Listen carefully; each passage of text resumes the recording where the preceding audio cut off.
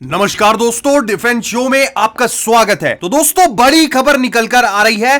चीन के परमाणु संयंत्र पर बड़ा हमला किया गया है। और क्या हमला किया भी है या नहीं किया है, और क्या यह भारत में किसी ने किया है? चीन के परमाणु क्या अब भारत के हाथ लगने वाले हैं या लग चुके हैं? क्या हुआ है सब जानते हैं। आपकी सारी कंफ्यूजन दूर करने वाला हूं, तो बने रहिए वीडियो में। तो दोस्तों, इस वाली खबर को आगे डिस्कस करते हैं, लेकिन उससे पहले मैं आपको एक और न्यूज देना चाहता हूं। भारत की जो इकोनॉमी है, जो हमारी अर्थव्यवस्था है ना, ये रिकॉर्ड पर रिकॉर्ड तोड़ते जा रही है। हम दुनिया भर के बड़े देशों में सबसे तेज प्रगति करने वाले देश हैं। और आप किसी भी सेक्टर में देखिए, परिवर्तन आपको देखने को मिलेगा। आप अगर एंटी गवर्नमेंट भी है, प्रो गवर्नमेंट नहीं भी है, तो आप नंबर्स को नहीं झुठला सकते। नंबर्स अगर आप देखोगे तो आपको एक मैसिव चेंज दिखेगा नंबर्स में, फिर चाहे आप किसी भी सेक्टर में देख लो। तो क्या हुआ है कि अभी जो वर्ल्ड इकोनॉमिक फोरम है ना, उसके प्रेसिडेंट ने भारत के लिए कहा है कि भारत जल्द ही 10 ट्रिलियन इकोनॉमी बनने वाला है। अब हम करीब 3.8 ट्रिलियन के आसपास है करंटली,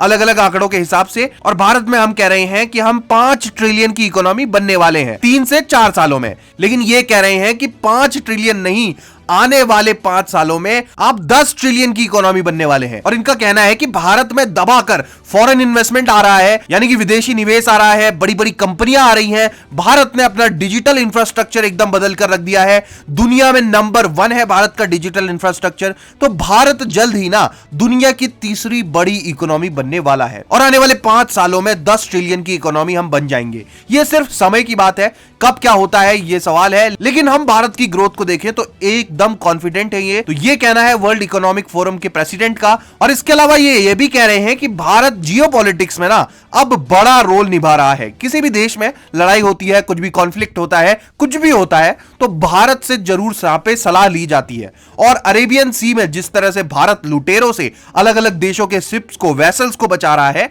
वो भी काबिले तारीफ है। तो इस तरह की बातें इन्होंने करी है, काफी अच्छी बात है ये। आपको क्या लगता है, क्या हम अगले 5 साल में 10 ट्रिलियन कर पाएंगे? कमेंट सेक्शन में बताइए। नाउ आगे बढ़ते हैं। देखो दोस्तों, क्या हुआ है, जो मौजूदा समय चल रहा है ना, ये समय फिजिकल वॉरफेयर का नहीं है। इसका मतलब है कि अभी तलवार से लड़ने वाले दिन गए, बंदूक से लड़ने वाले दिन गए। हालांकि अभी भी कई जगह बंदूक यूज होती है, हथियार यूज होते हैं, लेकिन मोटे तौर पर, अगर बड़े तौर पर आप देखो, बिग पिक्चर देखो, तो किसी भी देश को अगर बर्बाद करना है तो उसके आजकल अलग अलग नए तरीके आ गए हैं। ट्रेड वॉर्स चल रही हैं, पानी के लिए लड़ाइयां चल रही हैं, और ऐसे ही डेटा यानी कि इंफॉर्मेशन के लिए बड़ी लड़ाई है। तो ऐसा ही हुआ है, चाइना कह रहा है कि भारत से बड़ी मात्रा में साइबर अटैक्स आ रहे हैं चीनी कंपनियों पर। और सिर्फ नॉर्मल चीनी कंपनियों पर नहीं, जो इनके न्यूक्लियर पावर प्लांट्स हैं और जो न्यूक्लियर वेपन्स वाले डेटाबेस हैं। जी हां, ये वही डेटाबेस हैं जिसमें इनके सारे परमाणु हथियारों की पूरी इंफॉर्मेशन वगैरह रखी जाती है। तो उस पर लगातार अटैक्स हो रहे हैं, ऐसा इनका कहना है। आप आर्टिकल देख रहे हो, ये लिख रहे हैं कि अमेरिका से उतना खतरा नहीं है चीन को जितना भारत के साइबर अटैक से हो गया है। और भारी मात्रा में साइबर अटैक्स जा रहे हैं। भारत से जुड़े हुए जो हैकर्स हैं, जो ग्रुप्स हैं अलग अलग, वो इनको टारगेट कर रहे हैं, ऐसा ये बता रहे हैं ना। आपको ऐसा देखने में लगेगा कि यार ये तो बहुत ही जुल्म हो रहा है इनके साथ, देखो ऐसा नहीं होना चाहिए, साइबर अटैक कोई अच्छी चीज नहीं है। तो दोस्तों देखो, साइबर अटैक्स अगर हो रहे हैं ना, तो एक बहुत बढ़िया जवाब है ये, मैं तो यही कहना चाहूंगा। और ये होने भी चाहिए, और ज्यादा होने चाहिए चीन पर। और एक आध बार तो इनके न्यूक्लियर इंफॉर्मेशन तो लीक ही कर देनी चाहिए। जी हां, मैं ऐसा इसलिए कह रहा हूं क्योंकि ये लोग लंबे समय से भारत पर इस तरह के अटैक्स खुद ही करते हुए आए हैं। और आपने सुना होगा कि चीन ने ये साइबर अटैक कर दिया, आज चीन ने फलानी जगह साइबर अटैक कर दिया। ये लिटरली हमारी बड़ी बड़ी डेटाबेस लीक कर देते हैं।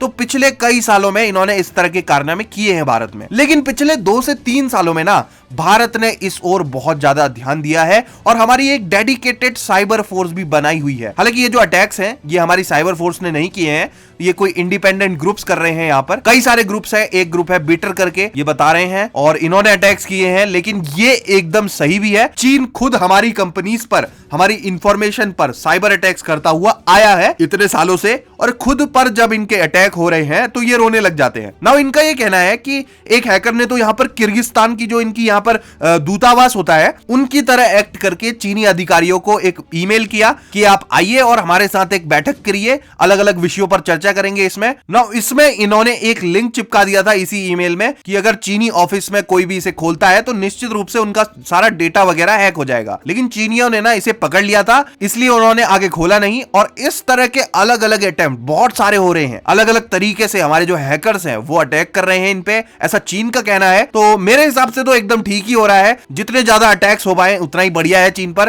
क्योंकि चीन जो करता आया है उसको हम भुगत चुके हैं और इनकी सारी एप्स इंफॉर्मेशन किस तरह से ले जाती थी हमारी वो भी हमें याद है। तो एकदम ठीक ही हो रहा है, जैसे को तैसा मिल रहा है, जैसा चीन हमारे साथ करता था हमारे हैकर्स वापस उल्टा उनके साथ कर रहे हैं। तो आपका क्या कहना है इसमें? क्या आपको लगता है कि ये सही हो रहा है या फिर आप कहते हैं कि नहीं जी ऐसा नहीं करना चाहिए, ये एकदम गलत बात है? कमेंट सेक्शन में बताइए आपका क्या सोचना है और ऐसी ही लेटेस्ट खबरों के लिए चैनल को सब्सक्राइब जरूर करिए। जय हिंद, वंदे मातरम।